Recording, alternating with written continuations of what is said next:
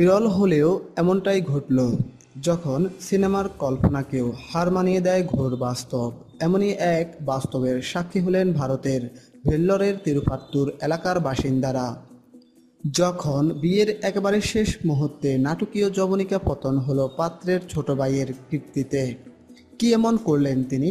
বড় ভাইকে ঠেলে সরিয়ে নিজেই বিয়ে করে নিলেন কনেকে।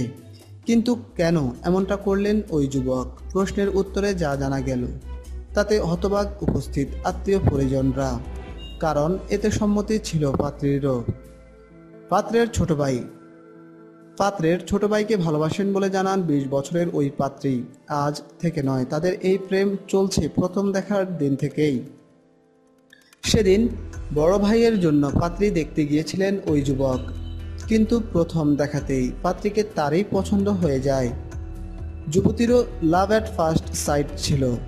তখন থেকেই চুপি চুপি প্রেম পর্ব চালিয়ে যাচ্ছেন দুজনে, যা কেউ এতদিন আজ করতে পারেননি। কিন্তু বিয়ের দিনই সমস্ত তথ্য ফাঁস হলো।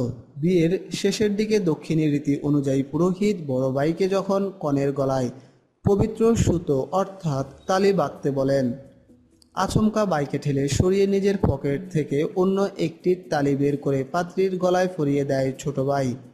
প্রথমে হকচকিয়ে গেলেও পরে আত্মীয় পরিজনরা কনেকে ওই সুতো খুলে ফেলতে বলেন।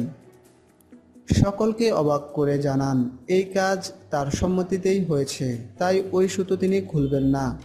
তখন পুরো সত্য সকলের সামনে আসে। ঘটনার পরই মণ্ডপ ছেড়ে চলে যায় বড় ভাই। তারপর থেকেই আর কোনো খোঁজ মেলেনি তার। ছোট ভাইকে ব্যাপক মারধর করা হয়েছে।